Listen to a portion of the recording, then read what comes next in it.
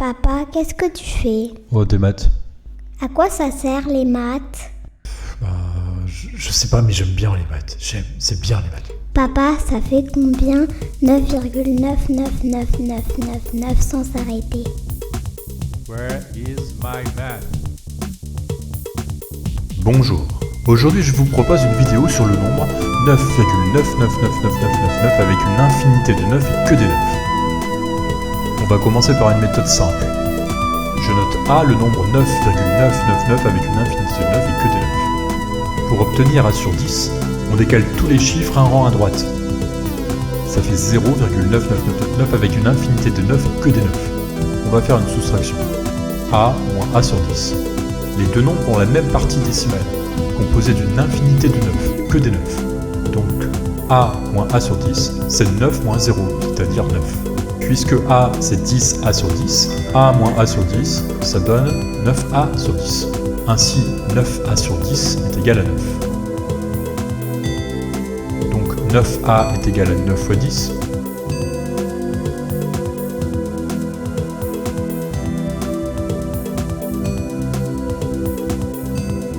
Et A est égal à 10. On vient donc de voir simplement que 9,99999 avec une infinité de 9 et que des 9 est égal à 10. Comme je ne vous ai peut-être pas convaincu, je vous ai préparé une suite. Avec des suites, tout de suite. Apprenez-vous. Tout d'abord, quelques rappels sur les limites de suite géométriques. Considérons une suite géométrique U de raison Q. Si Q est strictement compris entre -1 et 1, U a une limite qui vaut 0. Si Q est égal à 1, U est une suite constante. Si Q est strictement plus grand que 1, la suite diverge vers plus l'infini, moins l'infini. Enfin, si Q est inférieur ou égal à -1, la suite n'a pas de limite du tout.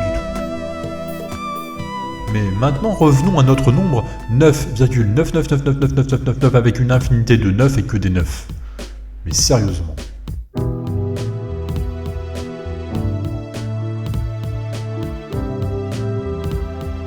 Notons A ce nombre. 9,99999 avec une infinité de 9 et que des 9. Si on est sérieux, la première question à se poser, c'est de savoir si ce nombre existe vraiment. Autrement dit, peut-on lui donner du sens? Il se compose de 9 unités, 9, et de 9 dixièmes, et de 9 centièmes, 9 sur 10 exposant 2, de 9 millièmes, 9 sur 10 exposant 3, et ainsi de suite pour une infinité de chiffres. Mais une somme infinie, est-ce que ça existe vraiment? On va voir ça après.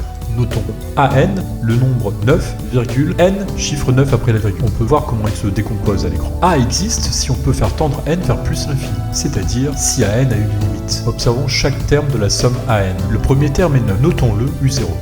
Ensuite vient 9 sur 10, notons-le U1. Puis 9 sur 10 au carré, U2.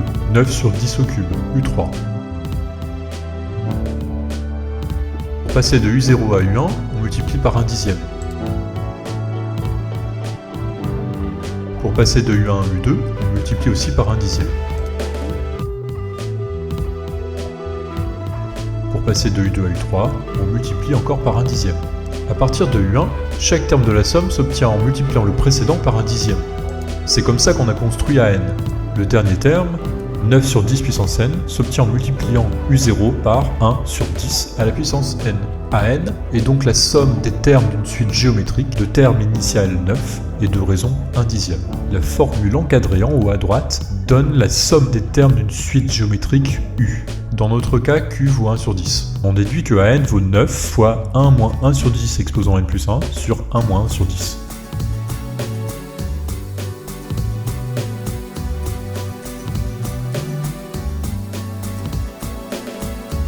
Puisque 1 est égal à 10 sur 10, le dénominateur se simplifie en 9 dixièmes. Comme 9 divisé par 9 égale 1, on simplifie comme à l'écran. Enfin, puisque divisé par 1 dixième c'est multiplié par 10, tient que AN vaut 10 moins 10 sur 10 exposant n plus 1. En simplifiant, on obtient 10 moins 1 sur 10 exposant n. Rien d'étonnant en fait, puisque 9,n chiffre 9, c'est égal à 10 moins 0,n chiffres, tous 0 sauf le dernier qui vaut 1. Allez, revenons à l'écriture qu'on avait trouvée. Calculons la limite de la suite AN. 1 sur 10 exposant n, c'est 1 sur 10 exposant n. Vous entendez les parenthèses? Disons plutôt un dixième exposant n. Mais puisque un dixième est compris entre moins 1 et 1 strictement, on a une suite géométrique, un dixième exposant n, qui converge vers 0.